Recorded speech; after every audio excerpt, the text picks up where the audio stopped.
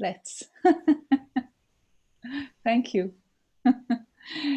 So, welcome again to everybody here in the Zoom room, and welcome to everybody watching on Facebook, and welcome to everybody who might be watching in the future on YouTube and Facebook and other places. And especially welcome to you, Tim. Thank you. Maybe I'll introduce you, but in a second. We're here to talk, amongst other things, about what makes our inner work work. Not only that, but amongst other things, that's as part of the series that I'm recording little by little.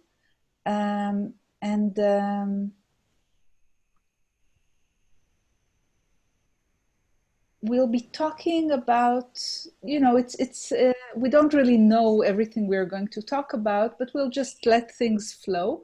And again, I'll ask you all to stay muted. Okay, that's really, really important. Okay, apart from Tim, of course. So a little bit about you, Tim. Please correct me if I'm getting anything wrong.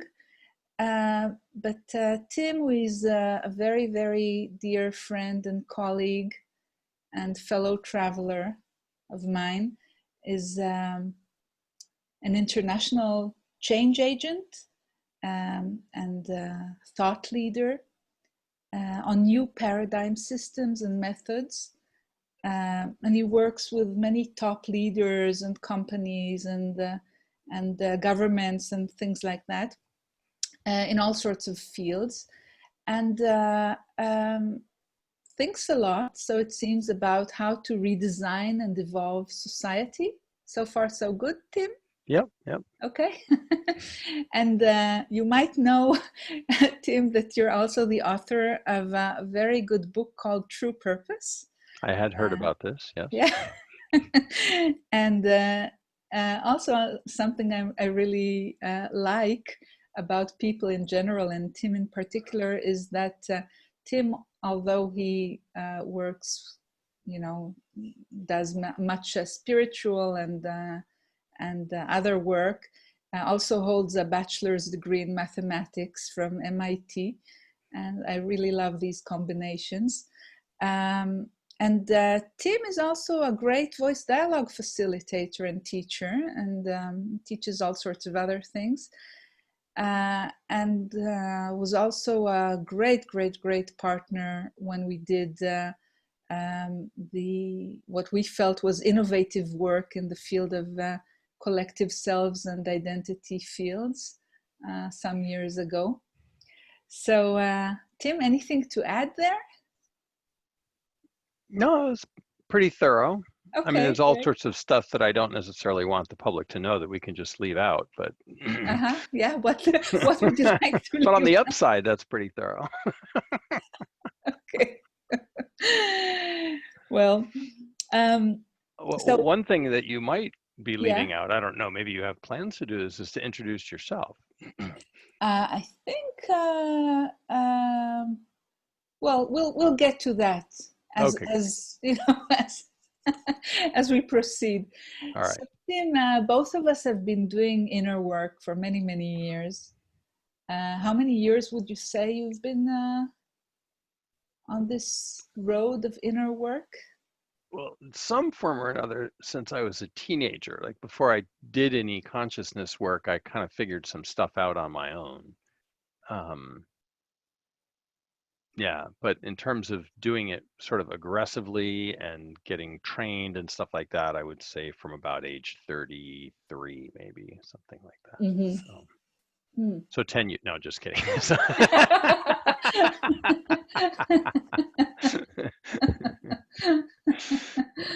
a while. A while, yeah. So me too. I've been, it always depends how we count things, but for sure I've been doing my work more or less since I was 23 years old. And it became kind of more intense in my early 30s, I suppose. But yeah, so we're talking about, we could, it's a bit horrifying to say, but dozens of years that we've been working. Yeah, I was being doing a, the math. I think yeah. it's like 25 or so of really hardcore nonstop, Uh-huh. Yeah. addiction level. Yeah. So we must have something to say about that. One Uh, would hope. yes, one would hope. So, and I just began doing this series that I mentioned a while ago. That's called "What Makes Our Inner Work Work," and it's very interesting for me because naturally, personally, I have a lot of knowledge about that because if I'm allowed to say so myself, I feel my inner work has been extremely successful and has brought me, to places that I couldn't even imagine years ago. And I can see quite a lot of my students also kind of doing really good work and really flowering in very sometimes surprising ways. And yet, although I've been doing so much and I have a lot of knowledge about it, uh, I've begun to really try um, to how would I say to figure out how I can teach that Hmm. in a more in a clearer way, and that's the point of the series that you're on right now. So I was wondering, when you look both at yourself and at people that you work with, uh, what jumps, we won't cover everything naturally, but what jumps to Hmm. your mind as important in this regard of what makes the inner work really work? Yeah. You warned me that we'd be talking about this, so I've had time to think about it a bit. That's why I warned you.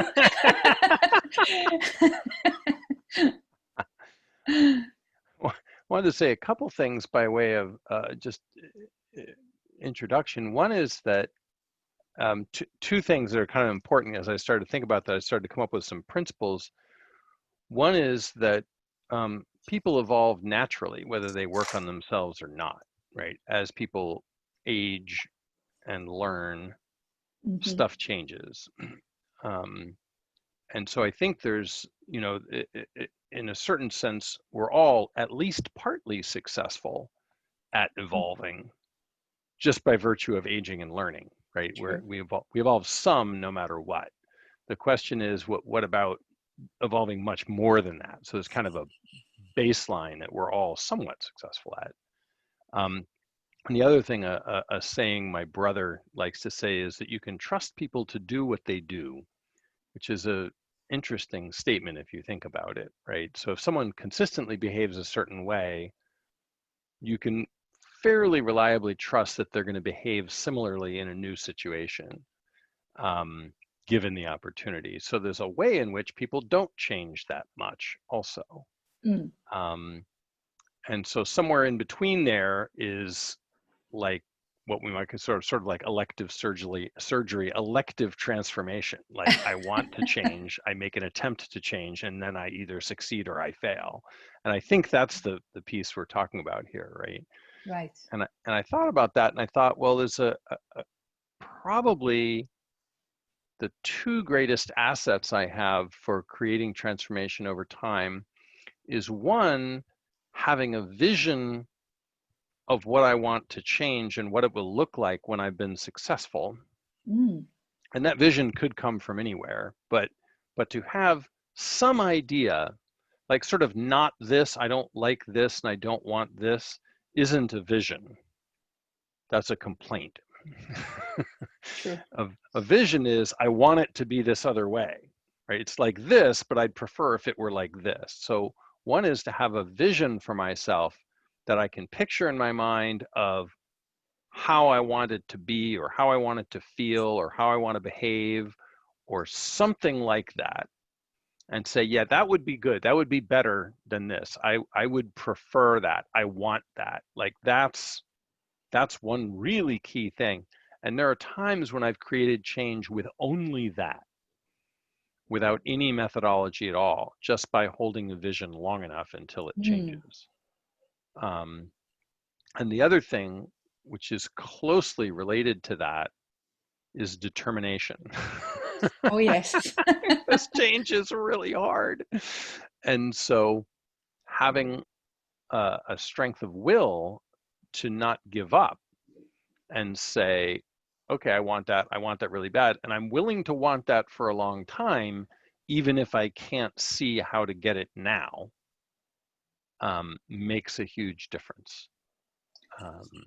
Yeah, I agree with you so much. You know, when I just began my inner work, after 10 years of very, very hard time of depression and stuff like that in my in my teens and early 20s, I remember the factor that, as far as I can tell, you know, really made the difference was that after a few years of being completely, you know, I couldn't even feel and completely out of it, I became suddenly extremely determined.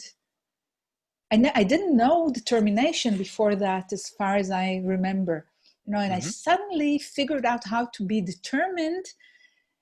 And I remember it as a very physical sensation of determination in my body.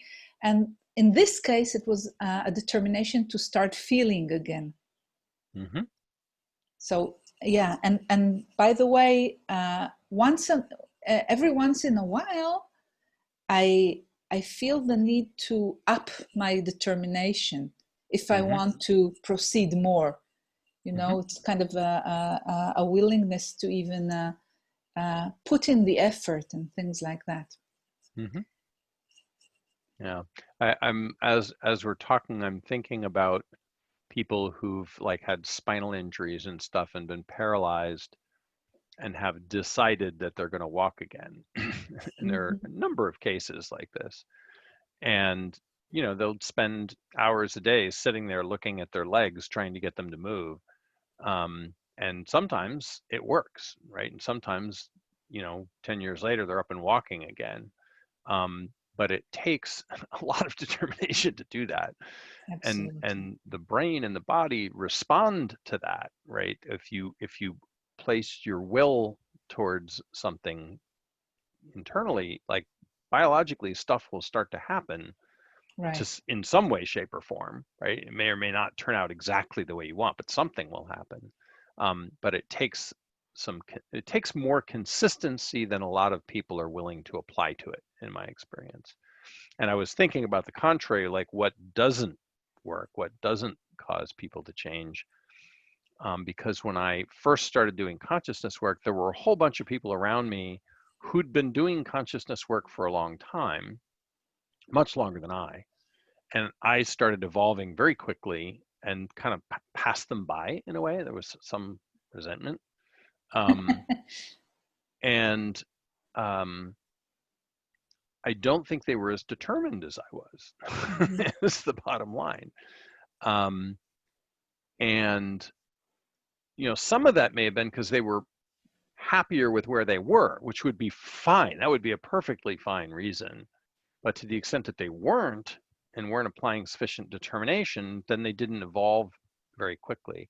And I think, I mean, I'm a huge fan of methods, as you know. You and I trade methods and create methods and all sorts of stuff like that. But I think that's secondary. I think the methods work to the extent that they're applied in the context of having a vision and having some determination to achieve that vision. And now I'm looking for a method that will produce the result I want. I think that you can actually create change without a method, just with enough vision and determination. But I think having a method without vision determination may not work as well. Yeah. And what would you say, and stop me if it's too personal, but what made you know how to be determined? Do you know? I think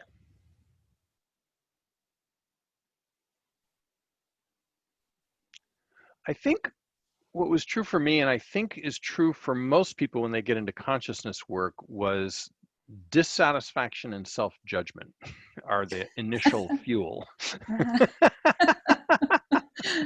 and I've seen this over and over again, and it certainly happened to me, was when I started to learn how to self-reflect and be more, in my case, be more clear about my impact on others, because that was not clearly visible to me. It's a bit of a jerk, actually. And when people don't give a lot of feedback, even in a work environment where you would think like there's some responsibility on managers and stuff to give, people don't like to give feedback. It's risky to give feedback. A lot of people aren't trained to give feedback. So human beings don't get very much feedback from their environment relative to the amount of impact that they have, in my experience. I think in Israel, it's a little higher than it is elsewhere. Could be. And I got in a workshop environment where I started getting a lot of feedback and started to actually have a more realistic sense of what was happening on the other end of my interactions and how I was being perceived and that sort of thing. And what happened for me, I've seen happen for many people, was something along the lines of yuck. When people start to self-reflect, often one of the first things that happens is they see some aspect or feature of themselves that they really hate. And that spurs them to get into consciousness work to try to fix that. And I think that was no different for me.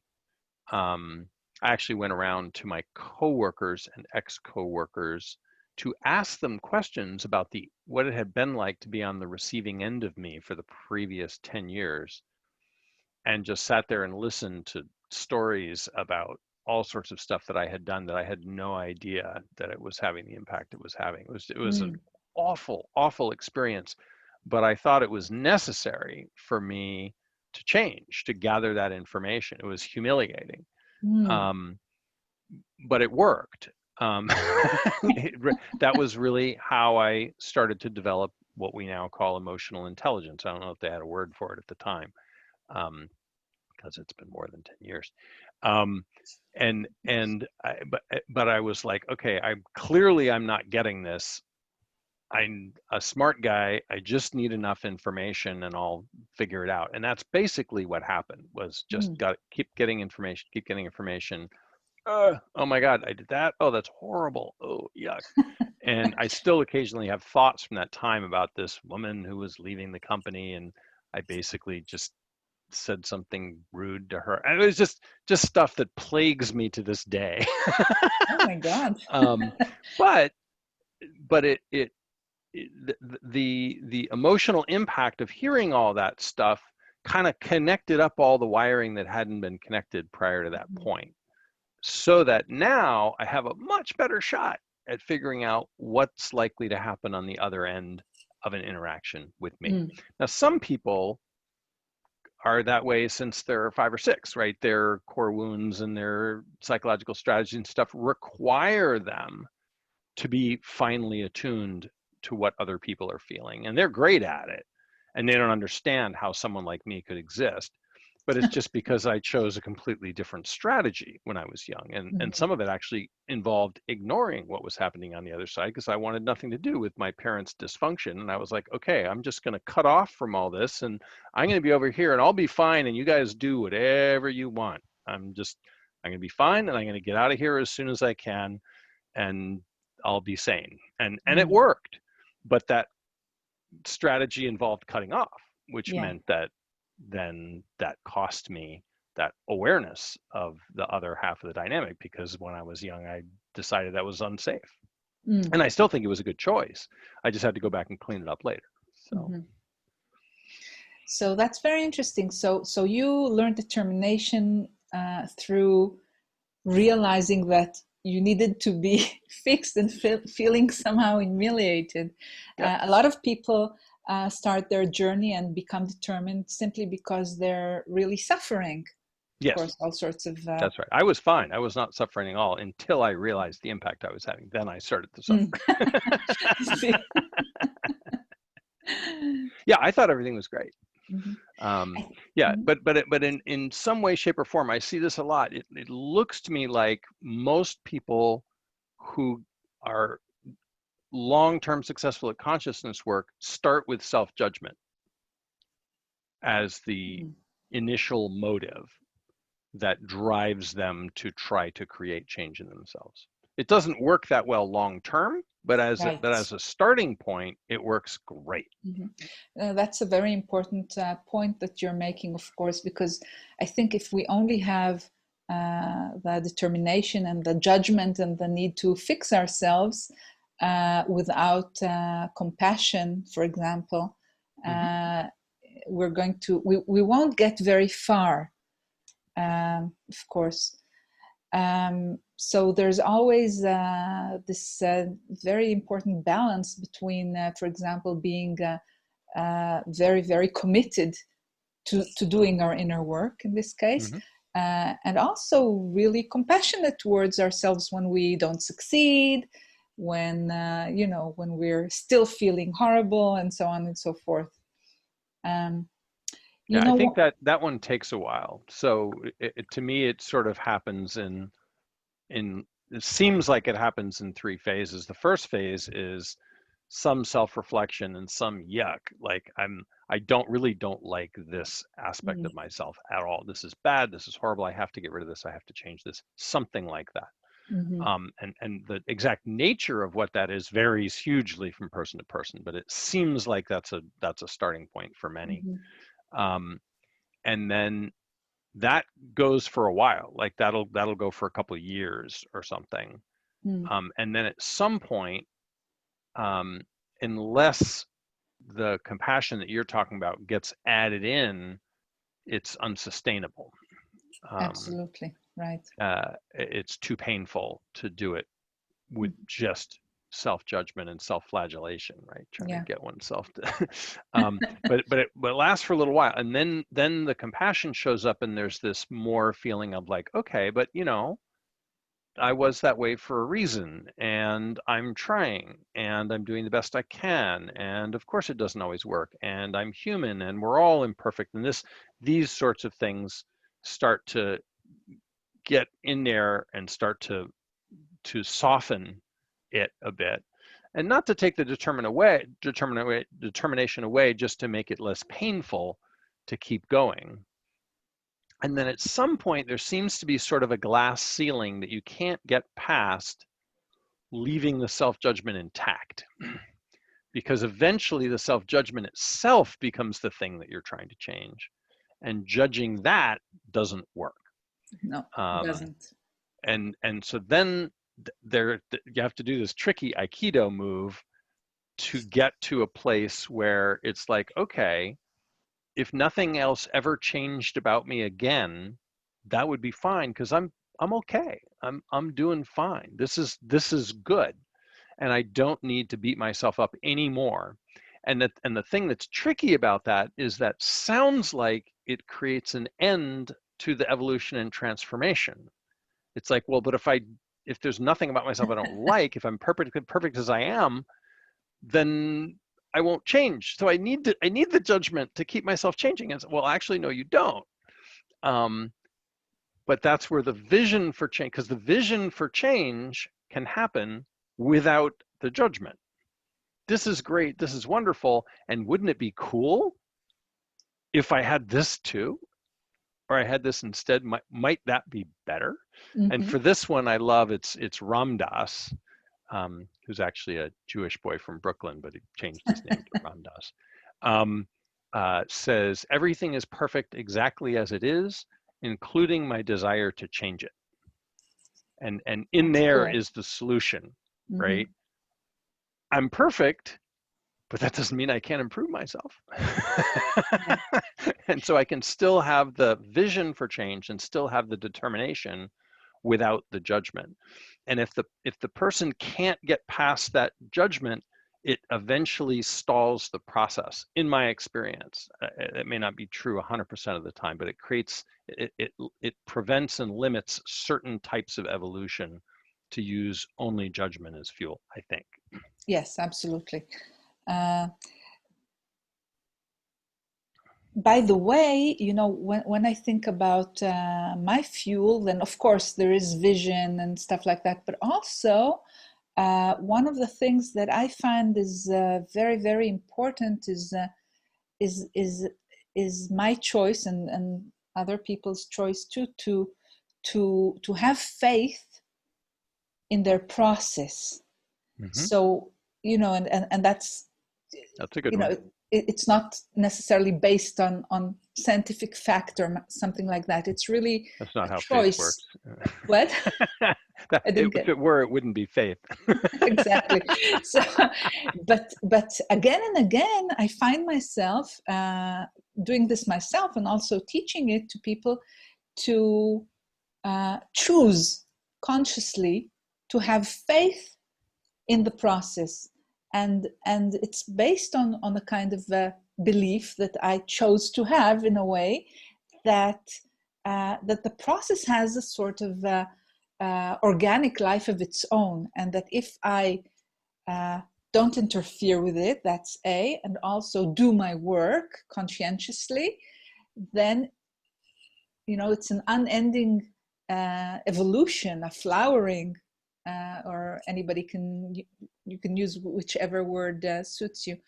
And I find that's a huge fuel, and it's and whenever I reach some kind of problematic area in my development, or I don't feel as well or something like that, I remind myself of that, and that so often allows me to move on. Yeah, I didn't use that for probably the first 10 years or so of my determined consciousness work. And one thing I've been sort of waiting to say, and this is the perfect moment, is that what I've been articulating is a very masculine version of the transformation process, right? To have a vision of something different than what exists, to have will and determination to create that, and then find a means to transform this into that. That's the essence of the masculine growth or change process, right? That's how a bridge gets built. Yeah. Wouldn't it be cool if we could walk from this side of the river to the other instead of having to swim or take a boat? Well, how would we do that, right? So Yeah. that's how that works, right? What you're now describing is the feminine version of the transformation process, which is to say, well, it's already trying to evolve. If I don't interfere with it or partner with it or allow it, then it can do what it's trying to do. And that's the growing a plant as opposed to building a bridge, right? So the seed wants to be a plant. All I have to do is create the right conditions and wait and trust that the seed is going to do the best it can to turn into a plant. It may succeed, it may not, but it's going to be trying to do that on its own, regardless of what I'm trying to do. So let's just try to create the right conditions and then wait and see what happens, right? That's a feminine version of a change process. And I find both very useful and very effective. Yeah. On that subject of what makes our inner work work, I also want to remind people of something that I find extremely important, and I think is often missed, and that is, I already talked about it in one of the episodes, but it's so important, I feel like saying it again. That's the thing with so many people that seem to be doing their work in all sorts of ways, but actually are kind of faking it. What I This mean, was very confusing to me when I realized that this was going on. I didn't understand at first. Oh, And at some point I was like, wait a minute. it could be those people you felt you were leaving behind at some point. Some of them probably so. Some of them may have just had less vision or determination or been using the wrong methods, but some of them weren't really in it for the transformation per se. That was the part I didn't understand. I was like, but then why would you do this if you weren't trying to change? What's the point? And there is a point. It just wasn't something that had occurred to me. Or it could be that some people really do want to heal and change and transform and so on and so forth, but they're missing something. You know, for example, a lot of times I meet people, great people, wise people, really intelligent in so many ways, and they somehow don't understand that, for example, reading a book or watching a video on YouTube, and the book can be wonderful and the YouTube video can be perfect, and even going to study is not the same as actually doing your own work. And even sometimes I see people who go to therapy and stuff like that, which is a great thing to do for many of us, but somehow manage to use it in a way that is, instead of becoming extremely, how would I say, responsible for their own process, as well as getting help if help is necessary, of course. So this is something I think is really, really worth checking for everybody, for all of us. Am I really sitting with myself a lot and actually doing it? Or am I just thinking about it, watching it, talking to about friends it? about it. Yeah, and stuff like that. Or a kind of getting information, but not really doing the actual work. And the actual work is what mainly moves us and changes us. Yeah, and I had a lot of judgment for these folks at first, and then I eventually got over it because I realized I was projecting my own motives onto them. And a metaphor just occurred to me a moment ago, which is if I go into a restaurant and there's all sorts of people sitting around me eating, it would be easy to think, well, I was hungry, so I went to the restaurant in order to eat because I wanted food. They must all be here for the same reason. Well, that's not necessarily true, right? These two are on a date, and this one over here has got a new hairdo and wants to be seen and see how people react to the hairdo. And this one here is actually a reviewer for a local, restaurant review column in a newspaper. They have all sorts of reasons for being there, eating in that restaurant. And so the same thing had happened to me when I was doing these workshops, which is I was shocked that some of these people weren't doing the work, as you say. They weren't evolving. They weren't expressing determination and trying to make things happen. And I judged them for it. And then after a while, I realized, well, they're not all in the restaurant for the same reason I am. Right? And there's no law that you need to develop. And there's no law that says you have to be hungry to go into a restaurant. They will serve you food either way. Right? Yeah. And so I actually explored this a little bit in my sort of exploration of emotional intelligence. What's going on the other side, other than what I imagine is going on the other side. And what I discovered was some of them were there for social reasons, right? That this was their chosen way of meeting their social needs. They liked the people who were hanging out in these workshops, in these workshop communities, right? I did too. It's like, wow, these folks, people who are working on themselves can be more fun to be around depending on, what you like and how your personality works. And so they were being there to be around all these neat, cool people and have social interactions and be part of something. And meet their community needs and their friendship needs, which is a perfectly valid motive. And some of them were doing it for image reasons, that in their own view, being someone who worked on themselves and someone who was conscious and someone who was evolving was cool. And so they were showing up to show that they were such a person. And they kind of were and they kind of weren't, but they wanted to be seen as that. And this was their strategy, to be seen as that, which is also a perfectly legitimate motive. And so eventually I had to kind of get over my view that they should be doing it this way, that way, or the other way. But definitely those folks who were there for those reasons weren't evolving as quickly, which makes perfect sense when you think about it, right? Yes. Yeah. And I see this in the sort of, these were in-person workshops in Marin, California. As I got out into the larger ecosystem, I see the same thing, where I would see people taking course after course after course and talking with each other. Oh, I like this teacher better than that teacher. Oh, have you taken this course? Course is really neat.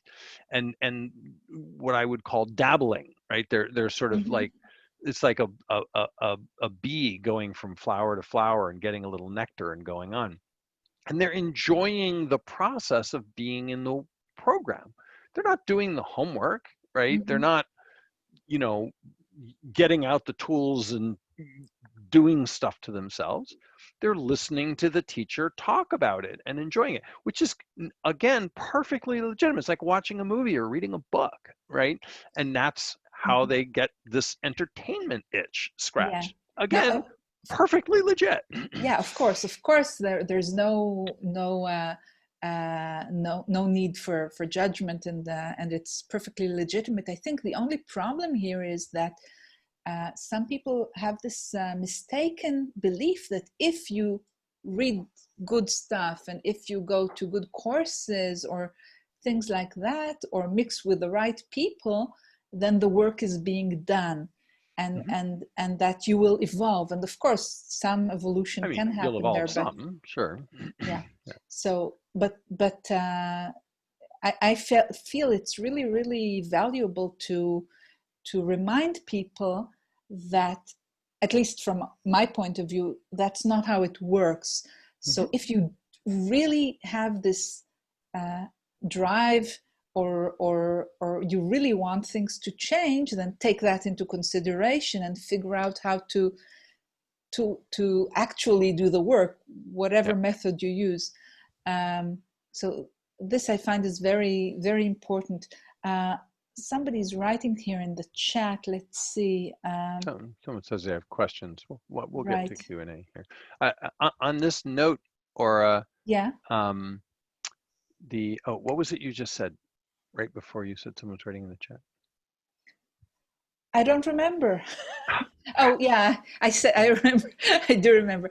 I said that that from my point of view, it's sad when people confuse attending things and. I got it. Thank you. Yeah. It was something. It was a thought. It was trying to escape, and thank you for helping me retrieve it. This was something that was confusing to me when I first began as a extremely mental person. I confused understanding with execution or transformation, like with actually doing something, which is common for someone of my personality type. And I was fortunate to have teachers around who disabused me of this notion. They said, okay, Tim, now you understand it. You still haven't done anything, just saying, right? Yes. Exactly. I was like, oh, I have to do it too? Damn, I thought. And so a good example of that would be someone who was abused as a child reading a book about trauma, saying, oh, now I understand. I see. That's what happened. Now, is that useful? That's absolutely useful. Yes. But is that the same as going back and dealing with the trauma or with the suppressed emotions or whatever? Absolutely not. Right. And one of the best examples I've had of this is I've had a bunch of therapists take my workshops, right, where they're students in the workshops. And some of them are great. I had a couple Asian therapists in my last coach training where we're teaching people how to find folks' life purpose, and they were fabulous. But every now and then I get a therapist who has this confusion that he or she believes that because they understand how this psychological stuff works, that's sufficient. And when I assign an exercise to them, like, oh yes, well, I learned about that in grad school. I'm like, yes, I hear that you learned about it in grad school. You still haven't done the exercise that I assigned, though. Yes. And they have this sort of veneer of superiority that's protecting them from actually facing their own unresolved psychological and emotional issues, Right. which is a great defense strategy, right? If you want to really avoid that stuff, become a therapist. Like that's really good. Now you get all these tools to make it about the other person and not about yourself. Yeah. But it doesn't lead to personal evolution. Mm-hmm. Of course, sometimes we may forget that this is a process, and when people only start on their healing and evolution, they very often can't yet do the work themselves and really need somebody to do it with them, and to to have Well, all and to sorts show of them how. I support. And mean, early sure, on, yeah. you could have told me what it was I needed to do, and I would have had no idea how to do it. Mm-hmm. Now I do a lot of the work on my own. I'll sit at Mm-hmm. my desk and dredge up a memory or a part or whatever, and do something productive with it. But that's because I know how. After doing this for 25 years, the first 10, I needed to be in somebody's container showing me, okay, now do this. And then me going, wow, I'm noticing I really don't want to do that. And then saying, yeah, I know, do it anyway. So true. So here again, the compassion comes in, because sometimes people might hear us and think, how do I even begin? They might get this impression that they're supposed to be immediately able to do it. And no, it doesn't. Usually, there are always exceptions, but usually it doesn't work like that. And we need to I mean, you build wouldn't expect that ourselves. if you of like if someone handed you a cello, right? You wouldn't Exactly. expect to be able to play music. You could make sounds, Yeah.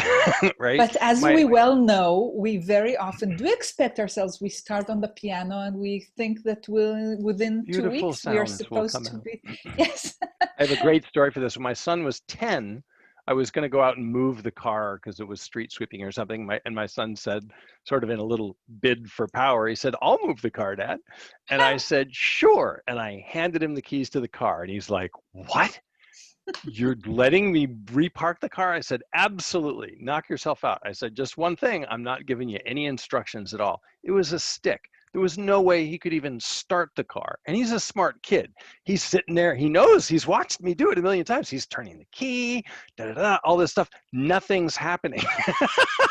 And eventually he realizes he's been had, right?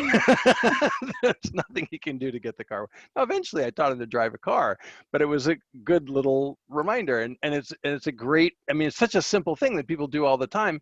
But if you don't know how, it's really difficult and potentially dangerous, Absolutely. right? And Yes. so the Yes. same is true of working on yourself. Why would you expect that you would know how to do that any more than fly a plane or do brain surgery or play the cello? Yeah. Actually, it's more difficult, I It's think. more difficult than Yes. those things. Yeah. So compassion with ourselves, and patience also makes the inner work better. So there was a question in the chat room regarding when we will be having questions, and I wanted to ask you, Tim, how long do you have, just to so we have do you have longer than I was planning on meditating after this, so no problem blowing that off. okay. You should do your inner work, Tim. So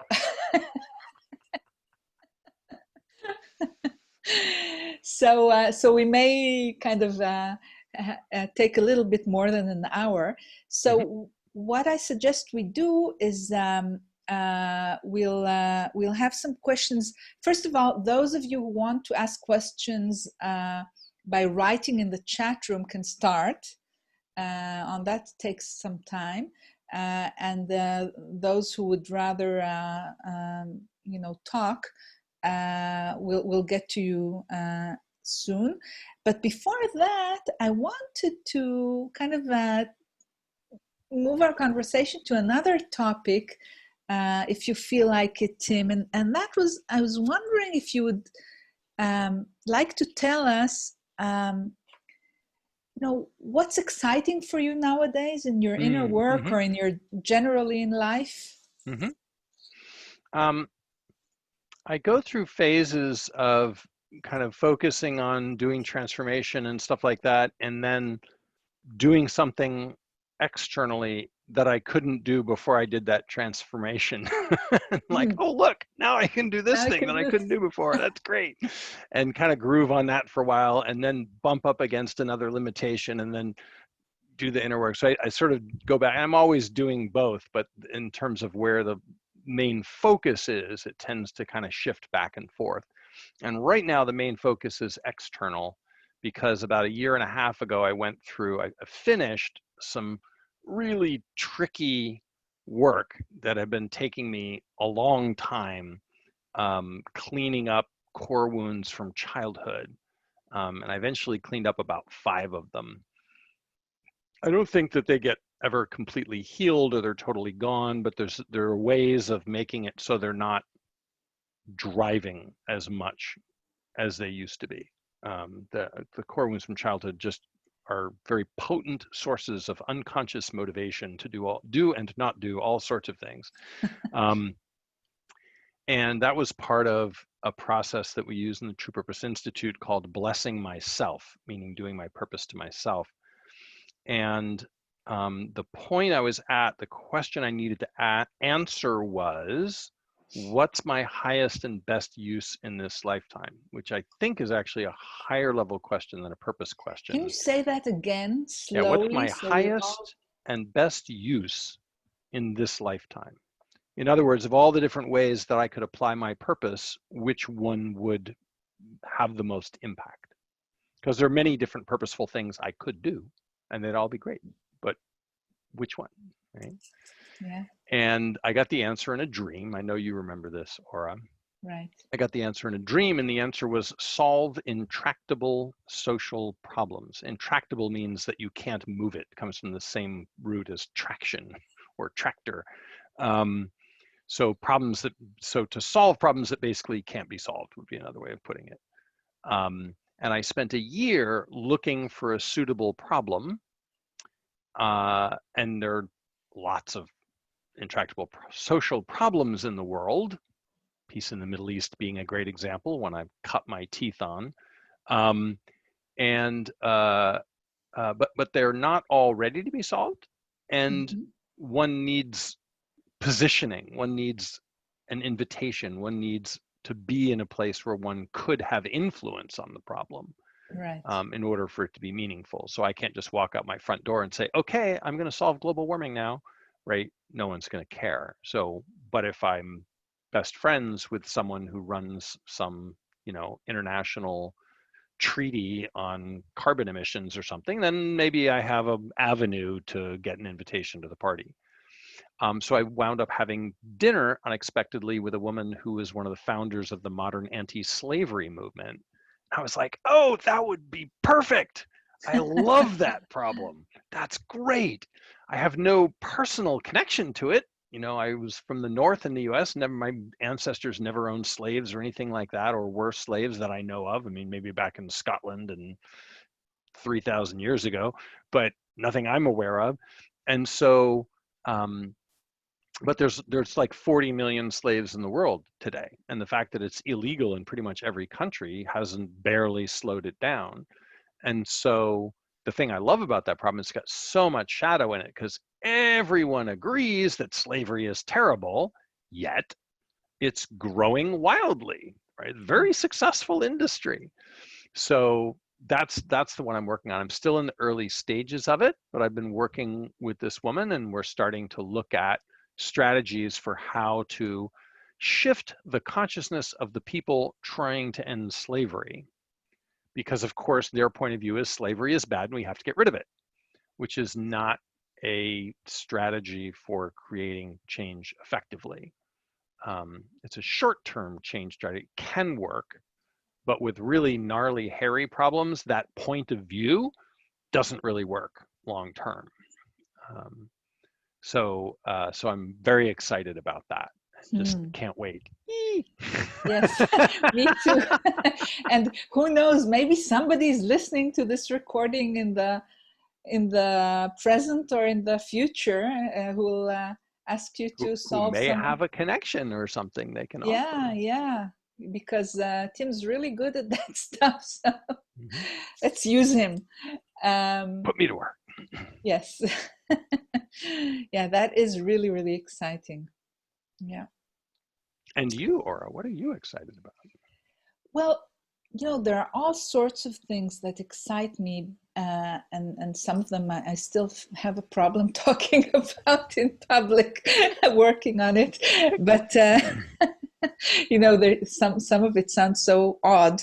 But I think one of the fascinating things for me is that during these past few years, my belief, and I always believed in it, but my belief in the possibility of very deep healing and transformation is really, really deepened.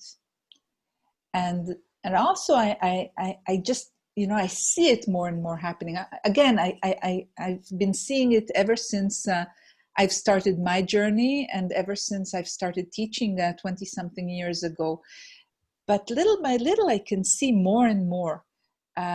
So this gives me, especially at such times in the world, a lot of optimism about what's possible. Because if people, individuals can heal and change so much, in a way that kind of makes me awestruck, then everything can change. Because I view myself as a part of, in certain ways, as my work has shown me to be a kind of vast universe that I'm exploring, and that I'm healing, and that I'm discovering all sorts of wondrous things about. And I think we're all like that, and that our inner work, when done in a way that actually works, and enough time, really transforms us, and we find ourselves helping others transform, whether we work in it or not. Mm-hmm. And kind of realizing the mechanics of healing and transformation, and evolving more and more ways and methods to do it. So right now, that's what I wanted to mention, that I'm mm-hmm. really excited at how much healing is possible for people who do their work. Yeah. Cool. Yeah. Shall we take some questions? Yes. So let's see. I think Yunit was the first, but Yunit was the first. So right. We'll let Yunit ask first, and then Nili. And again, you can also write questions in the chat room. So Yunit, are you there? Yes, thank you. Thank you. Do you want us to see you? I don't have the camera on. Okay, great. But so first I want to say hi, and Tim, I really miss you. I was thinking that one of your missions is to solve Israel's and Palestine problems. I would love to solve Israel's problems if you can find me an avenue, a way in. I've tried for years and I've been stymied.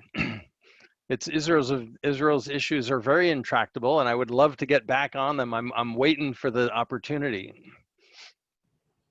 Okay. Introduce me to Gantz or something. I was really thinking about you before I saw Ora advertising this meeting with you. So I was anyway, hi, and I really miss you. Thank you. Now, and you too, Ora, but you know that I miss you. Okay. Oh, I love you. We have Corona and stuff, and we cannot really see each other. Yeah, and no one wants Americans to visit anyway, the way things are right now. So what's your question? The question that I have, and I would love to, although Tim was speaking about it a little bit, and I did ask Ora this question when she started this series, is what is the, let's say, the end goal, or what does it mean at all? I think everybody is talking about the inner work. Yep. First of all, what is inner work? we are talking about it as though everybody knows what we are talking about. And on one hand, I do, and so when I hear, especially you, Tim, I think my experience is more similar to yours, but when I hear you talk, I know what you're talking about, and sometimes I know also what Ora is talking about. But I still, you know, and I do have some kind of a question, like when I hear you talking about evolution, or you say something like, I am now more evolved than those people. What do you mean? How does an evolved person looks like? Now, I'm coming, I would say, you know, I'm coming after in my past, I was for 9 years in a community seeking enlightenment. But even then, enlightenment, what is that? That's the end goal, right? That's the end. Like, well, yeah. So that one's tough. There was a whole magazine that ran for years, and the title of the magazine was "What is Enlightenment?" Yes, that's I was writing, because it's so hard to define. I was writing in this magazine. That's exactly the group. That's exactly the group that I have been in, and we were. The integral folks. I'm asking you and Ora also, what does it mean that your inner work works? How do you know that it works? What does it? Because my experience is that immediately when you think that you solve something or you healed something, immediately jumps the next something thing. Else pops right up. Boing. Exactly. Absolutely true. Immediately you see, oops, okay, now this. Finally, I did it. What's this?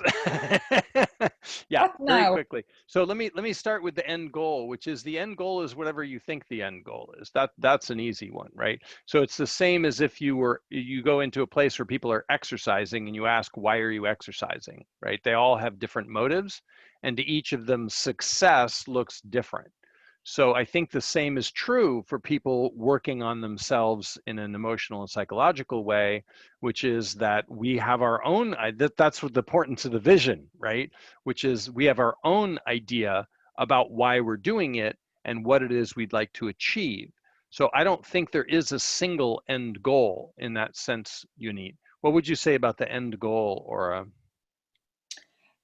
Well, first of all, I agree that it's, to some extent, it's what we choose it to be.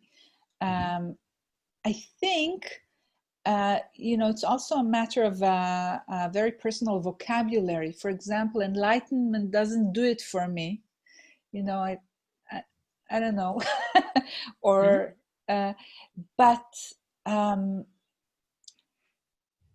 I think what is at least being revealed to me more and more is that yes, there is always more work to be done if we choose to do it, and there's always more to evolve if we want to, and yet my feeling is more and more that real, how would I say it?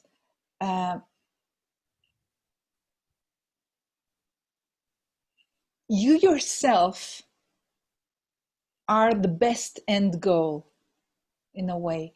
So you get to be more at peace with yourself. You get to be understanding yourself. You get to be, in a way, using yourself better. You become more complete. You become more, you feel better, at least some of the time. You become better in your relationships. You become better at helping others or helping the world or helping society. And for me, I think to a great extent, that is my end goal. Is kind of, you know, sometimes I call it flowering into gods and goddesses, you know, and that doesn't mean that you're perfection, you know, but you become more and more you become more and more yourself in so many ways, and that is something that it doesn't mean you don't have any problems anymore, but you yourself feel completely different. Mm-hmm. And this is something that when that happens, you can't deny it. Yeah. So in the long term, if you're really successful at it, it will result in an identity shift, possibly more than one, where who you are is different than who you were before. Now, is that the point? I'm not sure, right? You'd have to decide what the point is. Everything that Ora is talking about is great benefits and effects of doing the work successfully. And I would emphasize in what she was saying that from my point of view, I have a very practical bent. So from my point of view, if I feel substantially better about myself, like I have way less judgment of myself, that's a great thing. But another useful way of measuring it is now I can do something that I couldn't do before. Right. That's useful, right? And a couple of, in my case, like I was talking about emotional intelligence, like to be able to predict with reasonable accuracy how someone else will react to something I'm going to say or do. That was a skill I developed as a result of doing work on myself. Now, you may not need to develop that skill, but I sure did. Another example, and this is one that seems to be true for everybody, if you're really successful at consciousness work, at working on yourself, you eventually develop the following ability, which is someone says or does something that triggers you. You are horrified, enraged, terrified, some kind of overwhelmingly powerful emotional reaction. And we all have this happen periodically in our lives, right? Someone does something and you're like, ah! And you have 2 seconds to decide whether to react in the way you've always reacted to that thing every other time in your life, or to do something different. And if you actually develop that capability, that's huge. Like that could save a marriage, right? Or a job. And that's actually very difficult skill to develop.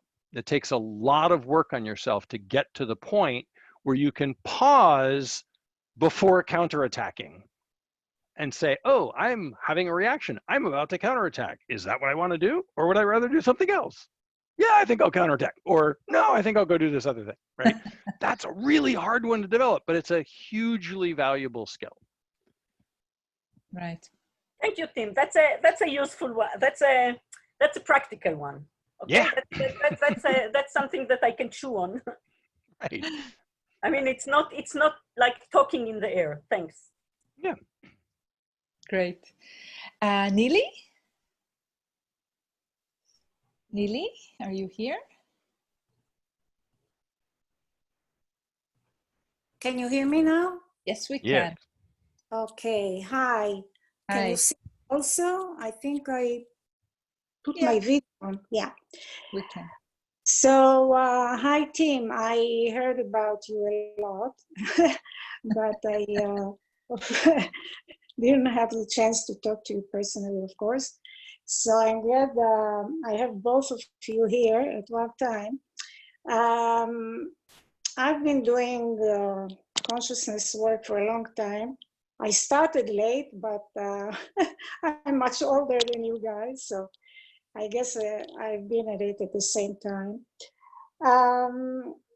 My question is what I found over and over again, very tricky, is the timing question.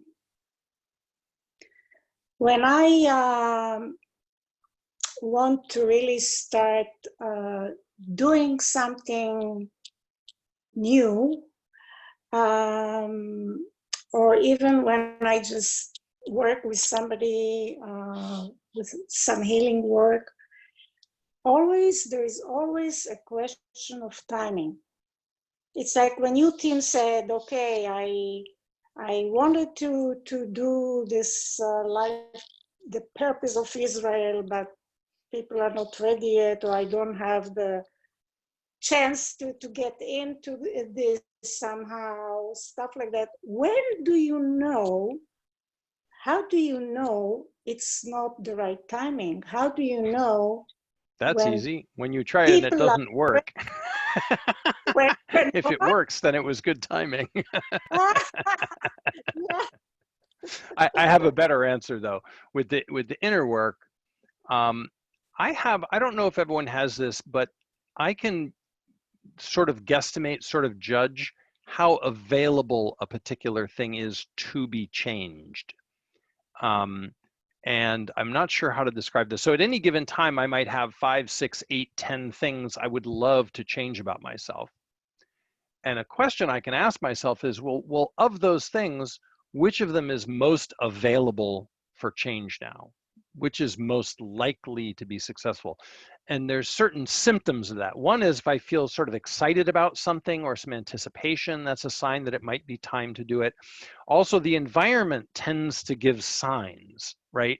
If the same issue keeps presenting itself over and over again in the guise of other people saying stuff to me or doing stuff with me, that's a sign that now it might be time to look at this thing. And so I'll have people say to me, it's like someone will say, Tim, you really need to be exercising more. And I'll say, you know what, you're absolutely right.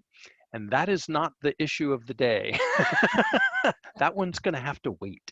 And someone will say something else. I'll say, that's the 5th time this week someone has said that. I need to consider whether that particular issue is now on the agenda. So my experience, and this is more the feminine version, which is to say, which one wants to change, as opposed to which one do I want to change, right? So I think that helps a lot with the timing. Right, I agree. That one maybe is easier when it's about yourself. It's easier because if you're aware, with the signs and what's happening, Mm-hmm. And but I'm talking more about executing, doing really practical stuff. And are you talking? Well, I mean, to me, starting to exercise would be practical. What do you mean? I'm talking about practically right now, talking about carrying out my healing work. So really making it wider and somehow connect my 2 parts of the world here in California. So of course, now we have the corona, okay? Mm-hmm. So don't go to Southern California. Is this a sign? Okay. Well, yeah. So this, I'll tell you my trick on this, and I'd love to hear Ora's thoughts.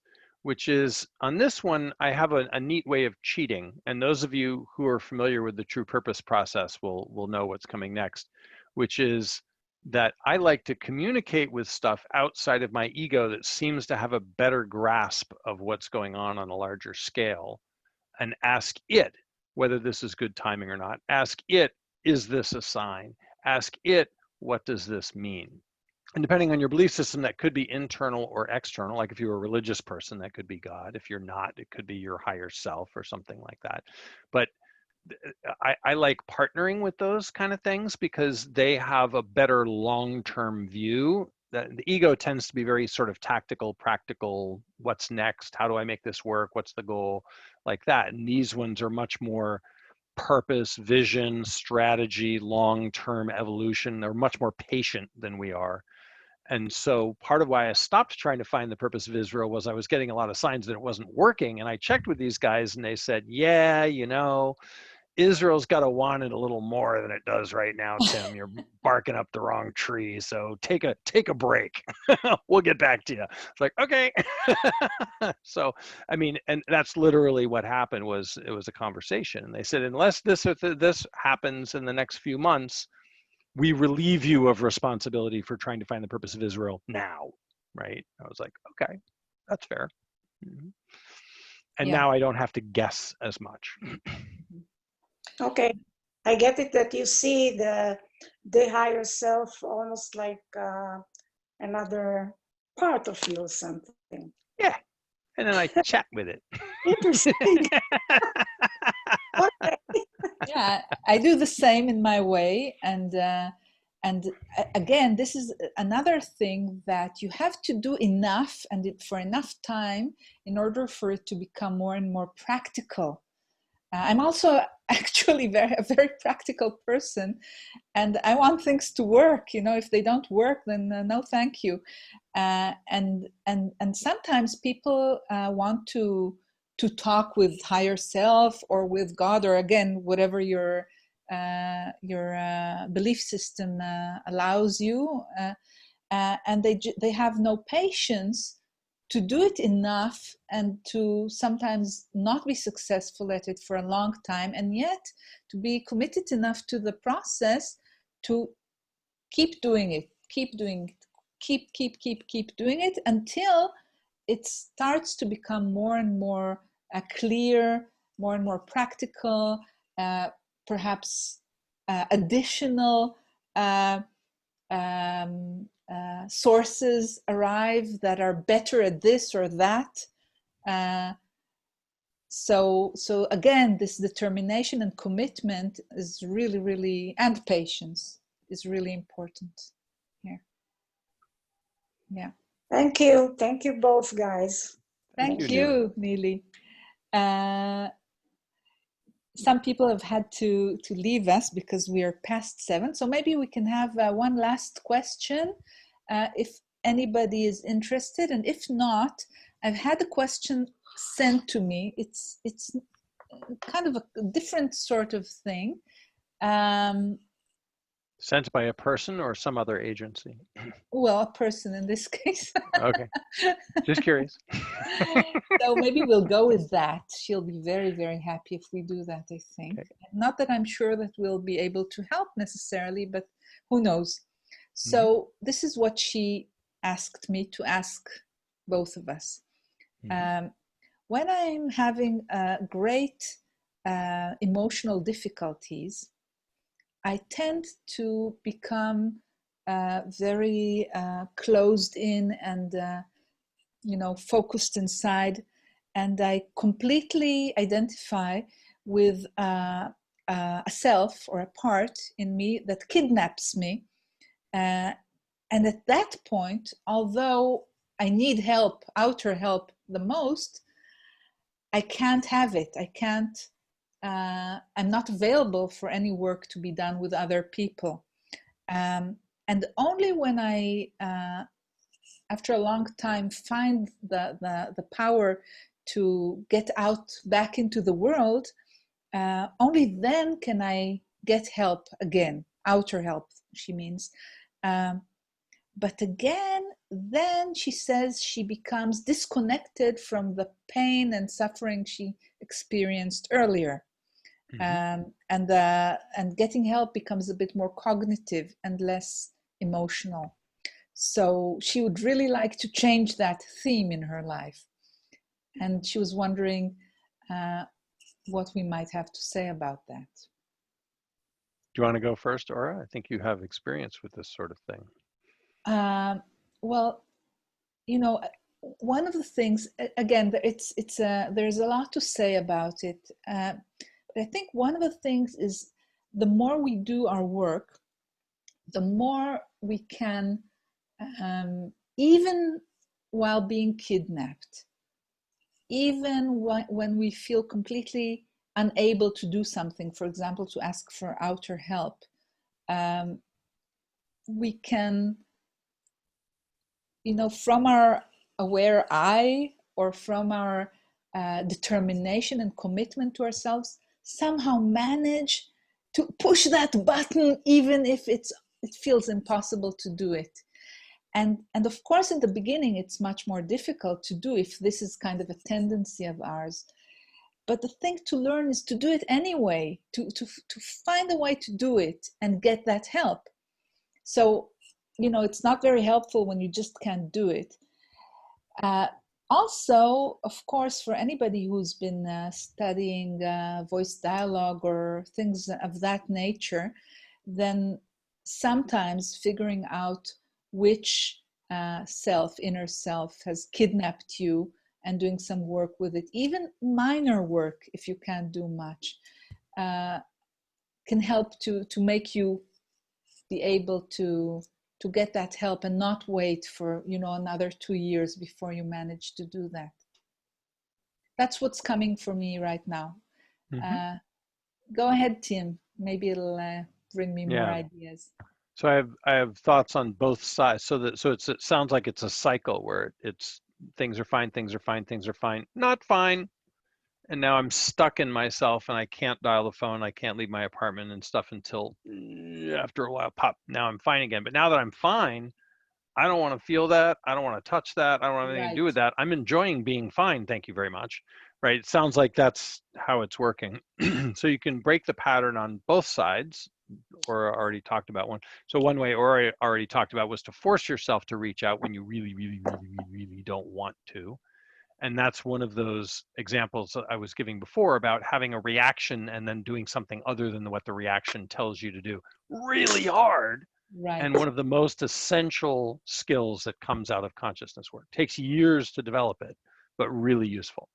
The other way to do it, the other trick, is to set somebody else up in advance to come after you when that happens.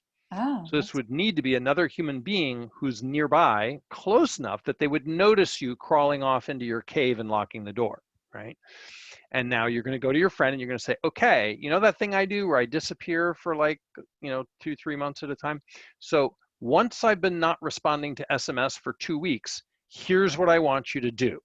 I want you to get a bar of chocolate, come over to my apartment, here's a spare key, right?